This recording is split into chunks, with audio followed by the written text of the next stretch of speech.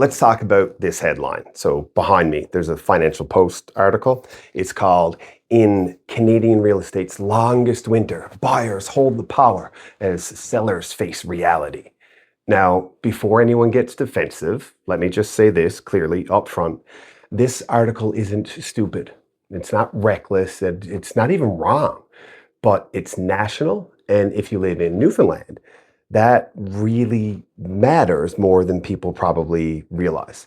Because real estate doesn't move at the speed of headlines, it moves at the speed of local conditions. So today, I'm not here to argue with the Financial Post. I don't see value in that.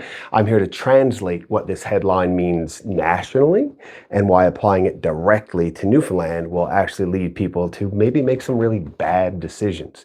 But one quick note for transparency, this article is behind a paid wall, so I'm not quoting it line by line. I'm responding to the claims embedded in the headline, the subhead, and the vibe of that. And that really reflects a national narrative that we're seeing everywhere else right now. And that narrative really needs local context.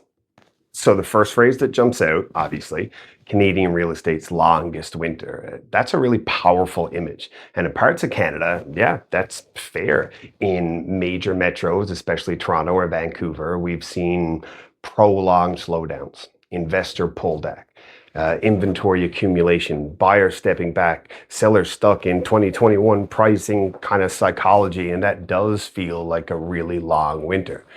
But here's the first correction that matters locally. You can't have the longest winter if you've never had the hottest summer. Newfoundland never experienced the same kind of speculative overheating that drove those boom and bust cycles elsewhere.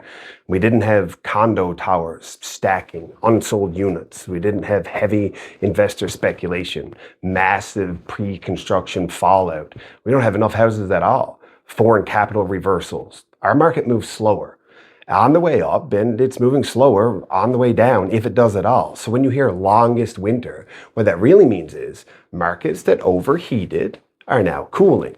But that's not the same as every market is frozen. Locally, this hasn't even been winter. It hasn't even been a return to normal gravity. Now, let's talk about the claim that buyers hold the power. Nationally, in some markets, sure. But here's where that logic breaks down locally.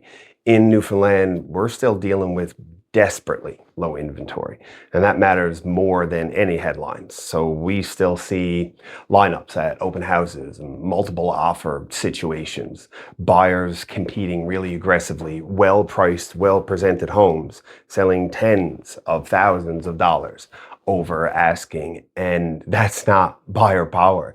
That's supply pressure.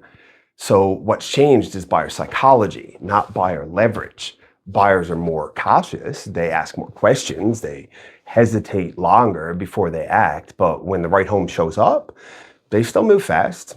They still compete. They still stretch. So the real local truth is this: buyers don't hold power here. They hold selectivity until they don't. But when they don't, the market reminds everyone who still has the leverage. And the headline also says, sellers face reality. This is where the national framing really misses the Newfoundland picture. So locally, sellers are not being forced into capitulation.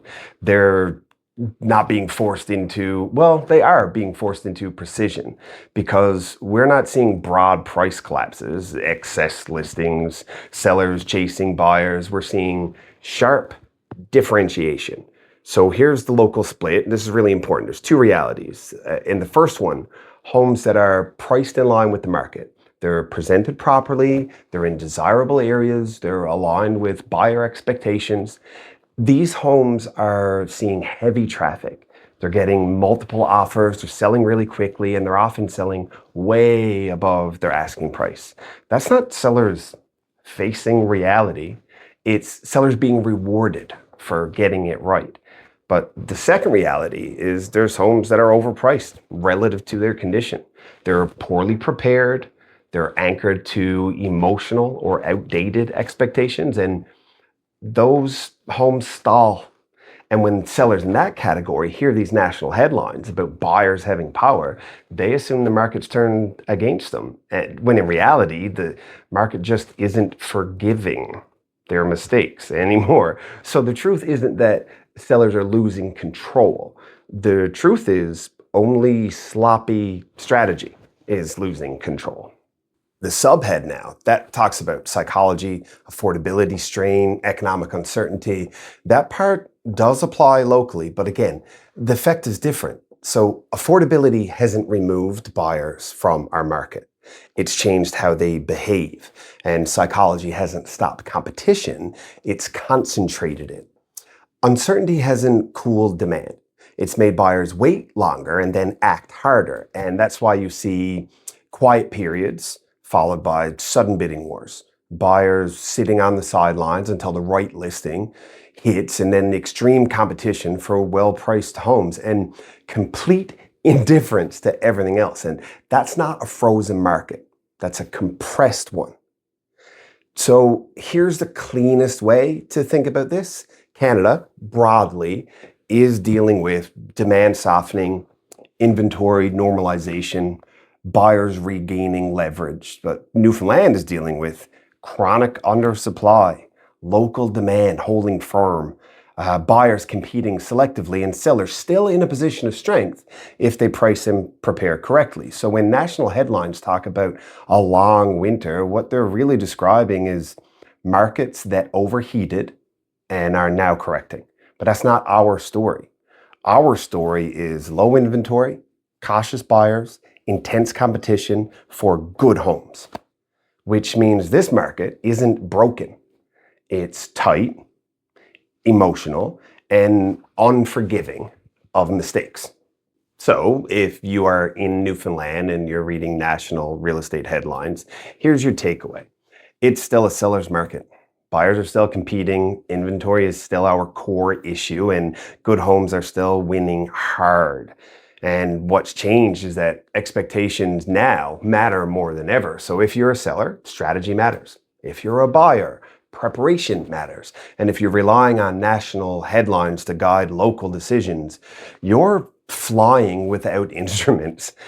If you want help understanding how this market actually works, not how it's leveraged or averaged nationally, that's the conversation that we have every day.